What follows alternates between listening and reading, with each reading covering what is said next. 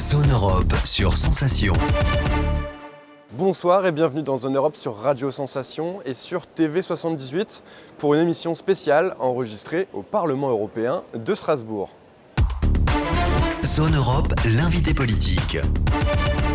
Bonjour Marie-Pierre Vedrenne. Bonjour. Vous êtes coprésidente de la délégation française des députés Renew au Parlement européen et également vice-présidente de la Commission du commerce international. Vous travaillez notamment pour lutter contre la coercition économique. Alors d'abord, est-ce que vous pouvez nous expliquer de quoi il s'agit ? Alors la coercition économique, en fait, c'est la volonté pour un État tiers de l'Union européenne d'imposer son positionnement aux autres États. Je vous donne un exemple concret, ça peut paraître un peu comme ça compliqué. On l'a vu dernièrement, la Lituanie a notamment voulu se rapprocher de Taïwan pour des relations politiques, diplomatiques et d'ordre économique, parce qu'on sait que Taïwan a un rôle particulier sur les semi-conducteurs. Et cette volonté-là n'a pas plu à la Chine.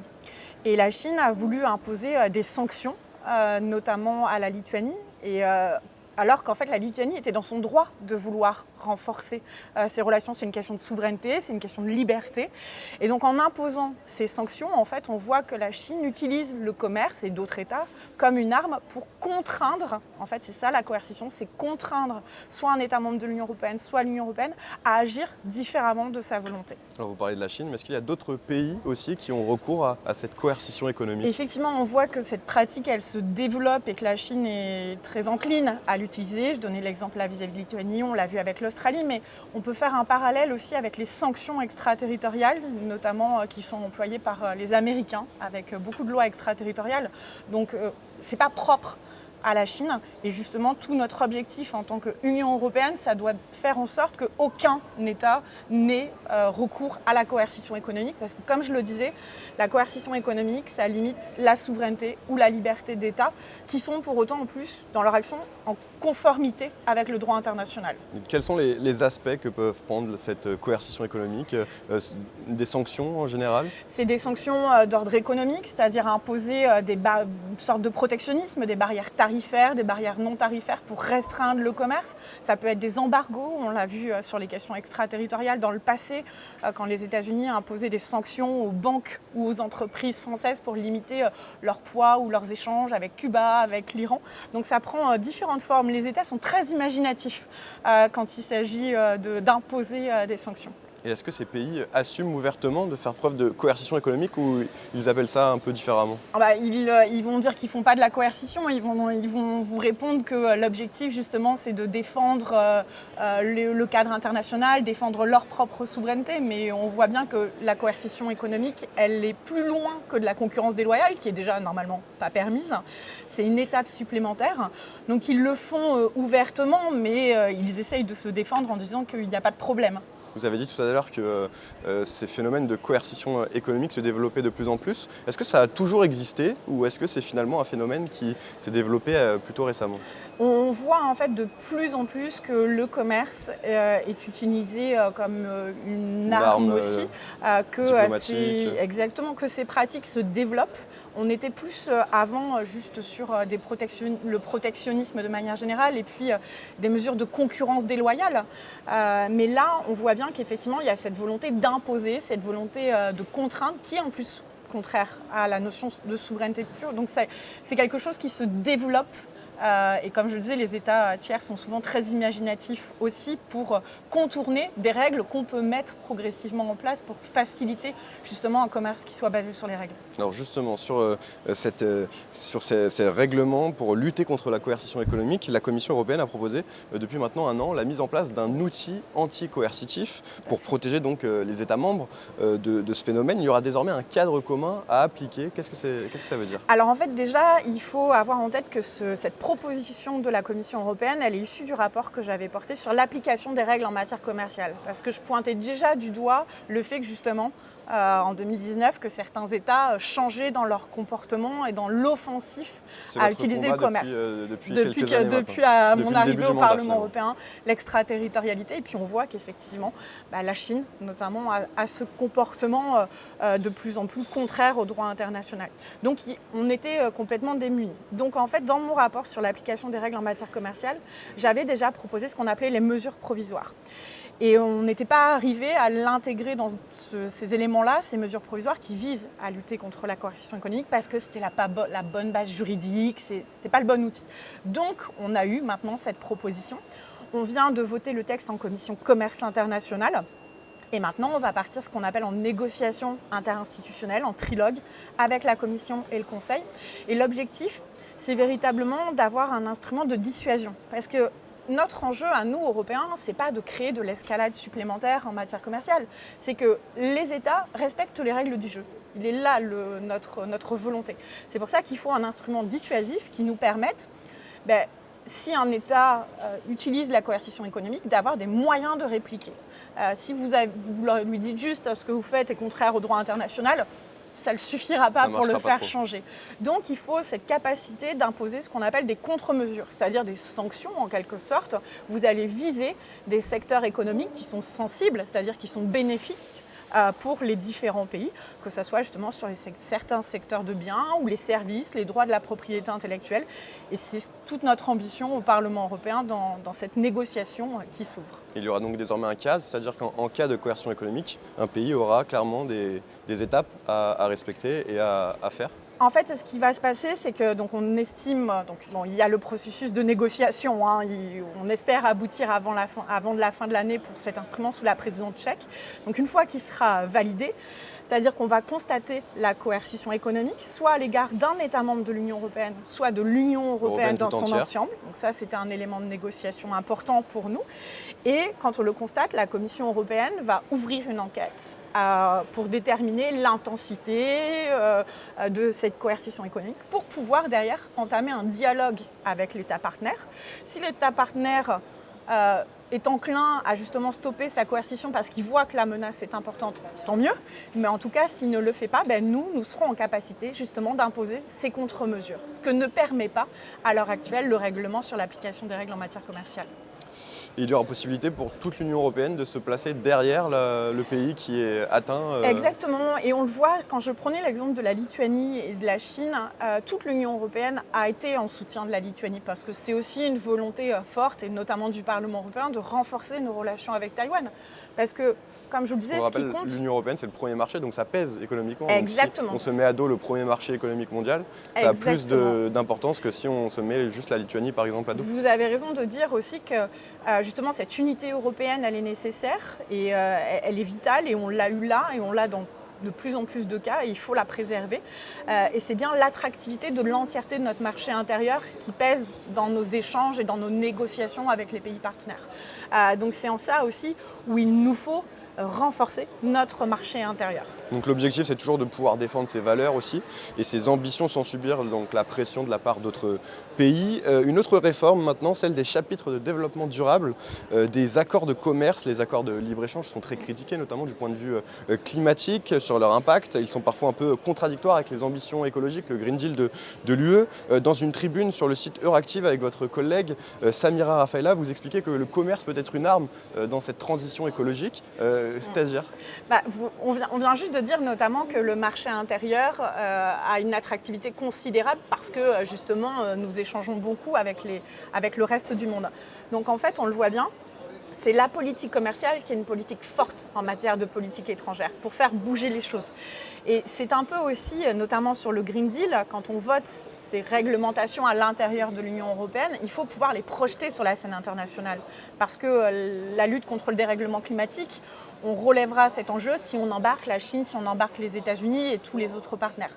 Donc c'est important d'avoir justement dans nos accords de commerce ces chapitres de développement durable qui évoluent du fait du contexte, parce que l'enjeu, c'est pas seulement de libéraliser les échanges, c'est pas que des questions de droits de douane, c'est faire en sorte que l'accord de Paris, et ça c'est permis grâce à cette réforme des chapitres de développement durable, devienne une clause essentielle. C'est-à-dire que si un État partenaire ne respecte pas ses engagements dans le cadre de l'accord de Paris, on pourra, là encore en dernier ressort, imposer des sanctions. Donc en fait, à travers cette réforme, vous façonnez la mondialisation, vous façonnez des changements chez vos partenaires. Pousser les autres à... On pousse les autres à agir. Et ça, c'est un élément extrêmement important. Et on voit que justement, on utilise du coup le plein potentiel de notre politique commerciale pour faire bouger les choses, mais aussi pour nous-mêmes quand on vote ces textes, notamment sur les questions du changement climatique. Mais juste un mot aussi pour dire que les chapitres développement durable, ils portent peut-être mal leur nom parce que ce n'est pas que les questions de développement durable, c'est aussi les enjeux relatifs au droit du travail, aux droits humains et là encore, la ratification des conventions de l'OIT. Quand on conclut un accord de commerce, ça permet de faire bouger certains États partenaires pour qu'ils ratifient et mettent en œuvre des conventions de l'OIT. Parce que l'enjeu, c'est surtout la mise en œuvre. Alors justement, il y a un accord de libre-échange qui est actuellement en cours de négociation, toujours celui avec la Nouvelle-Zélande. Avec l'Union européenne, il devrait notamment permettre un accroissement de 30% des échanges entre la Nouvelle-Zélande et l'Union européenne. Mais la Nouvelle-Zélande, c'est à l'autre bout du monde. Est-ce que ce n'est pas un petit peu contradictoire avec les ambitions climatiques de l'Union européenne? C'est vrai que cet accord fait verser beaucoup d'encre parce qu'on se dit que c'est un accord avec un tout petit pays, effectivement, à l'autre bout du monde, mais il n'a pas seulement un enjeu de libéralisation tarifaire, il a un enjeu extrêmement géopolitique. Et l'objectif, c'est de conclure des partenariats, des zones de dialogue et d'échange avec des partenaires qui, comme nous, partageons notamment les objectifs du changement climatique, les objectifs de défendre les droits humains et les droits sociaux. Et c'est ce qu'on partage avec la Nouvelle-Zélande. Après, il est évident qu'il reste certaines tensions. Et vous savez que la France, notamment pendant la présidence française, a apporté les questions des mesures de réciprocité, les clauses miroirs.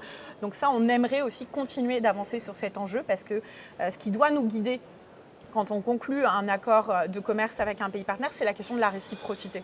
On a obtenu par exemple la réciprocité sur les marchés publics, là il faut l'étendre sur d'autres zones, donc notre combat pour les mesures provisoires continue. Mais je pense que ce qui est important de dire à nos auditeurs sur la Nouvelle-Zélande, c'est que justement en écho avec l'échange qu'on vient d'avoir sur les chapitres développement durable et cette permission d'avoir des sanctions, la Nouvelle-Zélande introduit cet accord parce qu'elle partage justement, comme je le disais, nos ambitions. Donc c'est un pas fondamental pour là aussi façonner de nouveaux accords de commerce. Merci beaucoup. Merci à vous. Marie-Pierre Vidane d'avoir été avec nous dans Zone Europe. Je rappelle que vous êtes députée européenne, membre du groupe Renew Europe et vice-présidente de la délégation de la Commission du commerce international. Merci. Zone Europe, l'invité politique. Voyager dans l'assiette, nous avons rendez-vous avec Martin Simolka, le chef du restaurant Molitor à Paris. Donc aujourd'hui, je vais vous présenter ma recette de pâté en croûte. Donc dans ma pâté en croûte, jus du veau, donc il n'y a pas de cochon dedans, jus du veau, jus du canard, donc foie gras, magret de canard, volaille des Landes, foie gras cuit pour mettre en insert. Ensuite, j'y mélange d'épices avec 10 épices, des pistaches et la gelée. Donc là, on va commencer à tailler la volaille. Donc c'est une volaille jaune de Gâtinais. J'enlève la peau.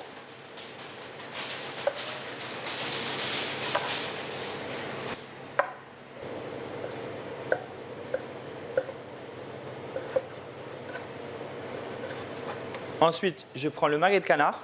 Donc également ici, j'enlève la graisse. On peut faire avec la main, donc c'est très facile. On peut utiliser un petit peu le couteau et après on tire la peau comme ça. Pour la farce, on peut laisser un peu de graisse, donc c'est pas grave. Donc j'ai des nerfs, le filet de canard.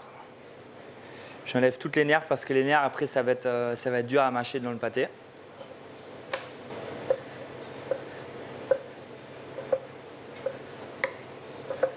Pour tailler le foie gras, soit vous prenez un couteau chaud, donc vous chauffez un peu le couteau avec du l'eau chaude, ou vous pourrez tailler comme ça. Donc, ça dépend s'il est bien froid ou s'il est un peu de température. Donc ce foie gras, je sortis 30 minutes à l'avance pour qu'il prenne un peu de température. Donc c'est plus facile à tailler. Le foie gras, il va nous ramener la gourmandise dans la recette. Donc aujourd'hui, dans le pâté en croûte, aujourd'hui, j'ai plus la gorge de porc. Donc la gorge de porc, normalement, c'est là pour ramener tout ce qui est gourmandise, que ça soit moelleux et tout. Donc moi, aujourd'hui, je ramène avec le foie gras. le foie gras, aujourd'hui, tous les ingrédients, je vais tailler en dés parce qu'aujourd'hui, c'est important pour amener le petit mâche et les visuels aussi dans le pâté. Quand on va le trancher, ça va être joli, ça va être visuel joli. Donc moi, je préfère toujours tailler correctement. Après, on peut faire plus vite si on n'a pas trop le temps. Mais moi, aujourd'hui, mon secret, c'est de bien tailler. Comme ça, les clients, ils sentent vraiment toute la mâche dans le pâté. Aujourd'hui, pour le pâté en croûte, il y a deux différentes techniques. Donc, il y a une technique, on peut faire tout en morceaux. Donc, c'est le plus simple à la maison quand il n'y a pas de choix. Il y a la deuxième technique que j'utilise aujourd'hui au Molitor, c'est faire une vraie farce. Donc, la farce, moi, aujourd'hui, je fais avec du magret de canard et la poitrine de veau. Là, je vais tout mélanger, donc toute ma farce. Hop. Ma farce, donc là, j'ai 3 différentes viandes. J'ai ma farce de veau qui est juste là, que je vais passer au hachoir. Donc, c'est le veau ici, c'est la poitrine de veau que j'utilise. La poitrine de veau, c'est pour amener aussi un peu de gourmandise dans le pâté en croûte, parce qu'aujourd'hui, dans le pâté en croûte, sur un bon pâté en croûte, on a besoin de la gourmandise. Donc là, je rajoute la mélange d'épices. Donc, la mélange d'épices, c'est vraiment ramener le goût dans le pâté, donc que ça soit goûtu, que ça assaisonne la viande et hop, les pistaches. Pas mal de pistaches. Donc, les pistaches, on peut les torréfier à l'avance. Et du sel. Là, je mélange tout ensemble.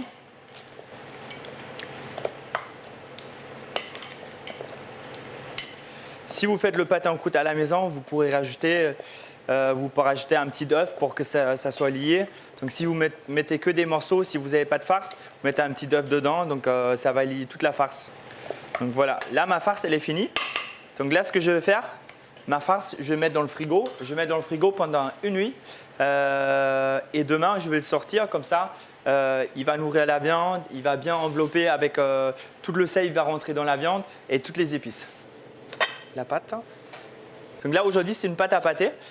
Aujourd'hui, la pâte à pâté, je la fais à l'avance. Donc, je pré-cuis ma pâte à l'avance pour que le pâté il soit plus croustillant autour. Donc là, ce que je vais faire, je vais passer avec la micro-plane autour.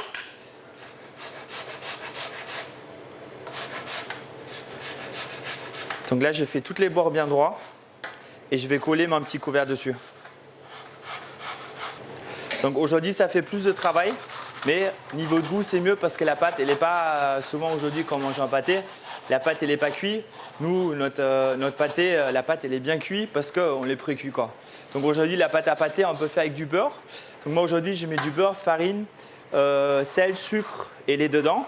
Donc on peut rajouter également du sandou, on peut remplacer par le beurre pour avoir plus de goût. Donc ça dépend votre goût. Donc moi aujourd'hui j'ai décidé de faire un pâté pour tout le monde, pour que tout le monde y peut goûter. Parce qu'aujourd'hui il y a quand même beaucoup de gens qui ont plus envie de manger du porc, donc en raison santé. Donc là aujourd'hui j'ai décidé vraiment de faire un pâté pour faire découvrir à tout le monde quoi. Voilà, tout est bon. Hop, ça c'est bon. Donc là, une journée plus tard, donc, la farce elle est bien marinée. Donc là, je vais la sortir. Donc là, la farce, vous voyez, la couleur l'a changé un petit peu dans le frigo. Donc la marinade, elle est bien rentrée dans la viande, le sel, les épices, les pistaches. Donc tout est bien enrobé et ça fait une belle pâte comme ça. Aujourd'hui, dans la pâte à pâté, dans la farce à pâté, vous pourrez rajouter plein de trucs. On peut rajouter la langue écarlate, on peut rajouter du foie gras, on peut rajouter tout ce qu'on veut comme viande, un petit dé quoi. Donc là, on va faire le montage. Donc là, la pâte, je vais la prendre comme ça là et je vais la bien mettre en bas. Donc là, ce que je fais, je prépare un petit insert de foie gras, donc foie gras marbré, que je fais avec du charbon. Charbon, poivre, sel, cognac. Que je prépare à l'avance. Évidemment, je vais le congeler à l'avance parce que il faut qu'il garde la forme. Et quand le foie gras il est trop mou en fait, je pourrais pas insérer en fait dans ma farce le foie gras. Donc ça c'est le foie gras marbré que je vais insérer dans mon pâté en croûte. Ça va être le petit plus le plus dans le pâté. Donc moi je pré-cuis mon foie gras pour qu'il n'y ait plus trop de graisse dedans. Donc là je vais faire mon petit insert. Il faut que j'ajoute un petit morceau là. Donc là, mon foie gras, hop, je vais finaliser avec le petit morceau qu'il est là. Hop. Donc là, aujourd'hui, le pâté en croûte, ça se fait sur plusieurs journées. Donc il faut commencer par la pâte. Le foie gras, évidemment. Donc le foie gras, c'est la chose qui prend plus de temps. Ensuite, la farce. Donc la farce, on fait une journée à l'avance. La pâte, pareil. La pâte brisée, il faut que ça soit quand même une bonne journée à l'avance pour qu'elle attende pour reposer dans le frigo. Donc là, ce qui est important quand j'ai fait mon pâté, qu'il soit bien rempli, qu'il n'y a pas de trou. Donc là, aujourd'hui, il faut bien tasser. Hop, j'ai mis mes cheminées. Donc les cheminées sont là pour la graisse parce qu'en fait, si on ne met pas de cheminée dedans, la graisse ne peut pas monter. Donc aujourd'hui, quand je fais mon pâté, la graisse il va monter dans les cheminées jusqu'en haut quasiment et après il va redescendre dans le pâté. Donc il va redonner du goût au pâté.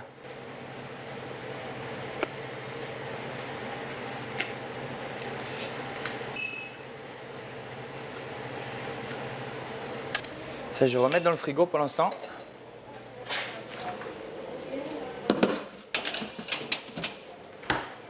Donc là, je vais faire ma jointure. Donc ça, aujourd'hui, c'est là pour la jointure. Donc ça, c'est les râpures, en fait, tout ce que j'ai râpé autour de la pâte. Donc ça, c'est là, en fait, aujourd'hui, pour coller la pâte cuite et la pâte pas cuite ensemble. Donc là, il y a du jaune d'œuf, il y a la pâte cuite mixée et c'est tout. Donc là, j'ai fait le tour du pâté. Allez, c'est parti.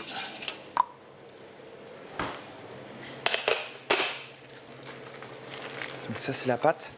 La pâte, il faut qu'il reste bien au frais à chaque fois parce que la pâte, il vient vite, elle travaille vite, donc ça veut dire qu'elle vient vite molle. Et quand c'est trop mou, c'est pas très simple pour la mettre dessus.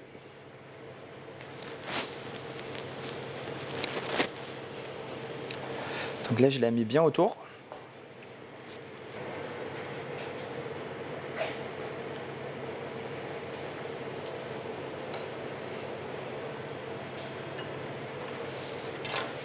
Hop, donc là, la pâte, elle est bien mise autour. Et je vais bien souder sur les côtés pour qu'il n'y ait pas de fuite. Parce que si c'est mal soudé, il y a une fuite et ça va sortir sur les côtés.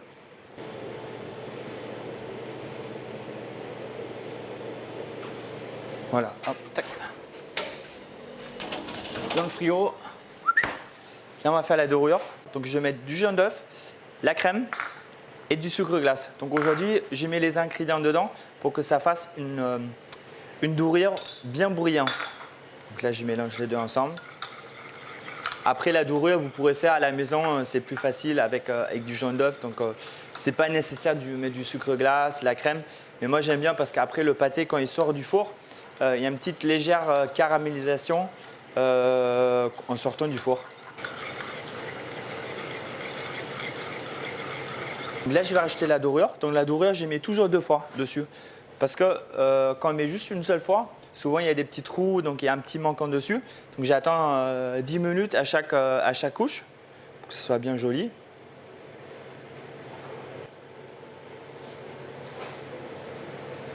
Donc là, j'ai fait une petite première fois, j'ai attendu 10 minutes. Et après, je repasse dessus avec le pinceau. Il faut bien, vraiment rien oublier sur le pâté. Parce qu'après, quand on va mettre au four, il faut que ça soit bien brillant et homogène. Donc là, les cheminées, en fait, c'est là. En fait, on peut dire c'est un cheminée. Parce qu'en fait, je vais mettre mes petits tubes dedans. Aujourd'hui, on peut mettre soit du papier alu ou soit un petit tube comme ça dedans. Ça, en fait, c'est là pour quand la graisse il monte là-haut. En fait, la graisse il va monter pour que ça déborde pas en fait sur le pâté, qui reste bien joli quoi. Et après, tu sens la graisse, il va redescendre dans le pâté, il va nourrir le pâté.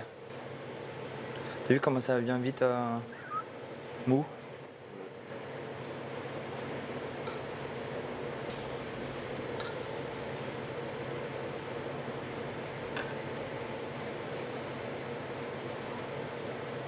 Hop, ça c'est bon. Après la deuxième couche, je le laisse dans le frigo pendant 4-5 heures. Donc je ne le cuis pas tout de suite.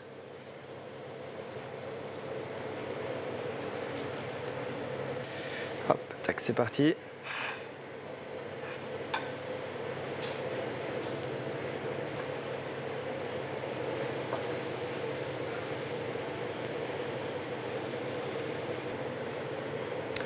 Ça c'est bon. Donc là je les graisse un petit peu mes cheminées pour que ça rentre plus facilement.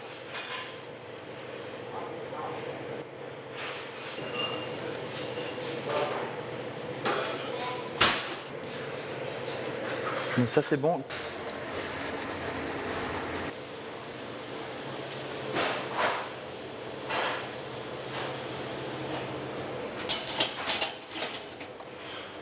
Donc là, le pâté en croûte, elle est cuit.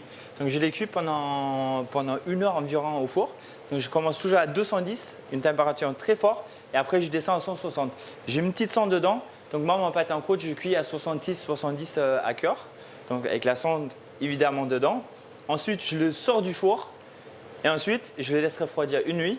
Je colle ma gelée dedans. Donc la gelée, c'est un gelée de volaille, donc clarifié, où je rajoute des herbes dedans. Donc je colle dans mon pâté en croûte. Aujourd'hui, la gelée, elle est là pour déjà parce qu'il y a un petit espace entre la pâte et la farce pour remplir cet espace et aussi pour nourrir le pâté. Donc c'est important aujourd'hui de rajouter ce petit gelé dedans parce que c'est bon, ça va ramener la gourmandise. Aujourd'hui, ce qu'on cherche dans un pâté en croûte, il faut que ça soit joli, visuel joli et qu'il y ait la gourmandise dedans.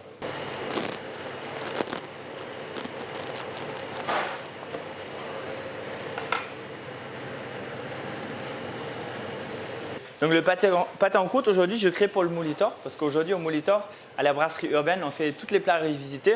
Pour moi, aujourd'hui, le pâté en croûte, c'est quelque chose qui me tient beaucoup à cœur. C'est quelque chose que j'aime bien faire parce qu'il y a du visuel, il y a le goût. Et aujourd'hui, le pâté en croûte, c'est quelque chose qu'on peut revisiter dans chaque ligne. Aujourd'hui, je fais un pâté en croûte sans couchon. C'est vraiment pour faire découvrir à tout le monde le pâté en croûte. Et on a ramené un petit visuel dessus, dedans et dans les goûts. Le pâté en croûte, je ne connaissais pas avant quand j'étais en Allemagne. Donc j'ai découvert en France, donc j'ai découvert dans mon ancienne entreprise au Peninsula, donc quand j'ai travaillé avec Christophe Raux et Frédéric Gadet. Donc j'ai appris avec eux à faire le pâté en croûte et je suis tombé amoureux du pâté en croûte et aujourd'hui j'en fais beaucoup. Donc pour la brasserie, toutes les semaines on fait beaucoup de pâté en croûte pour les clients. Zone Europe, c'est terminé. Merci aux équipes techniques du Parlement européen de Strasbourg. Vous pouvez retrouver cette émission en replay sur notre site internet ou sur notre application Radio Sensation. Nous on se retrouve la semaine prochaine pour un nouveau numéro. Bonne soirée à tous. Zone Europe sur Sensation.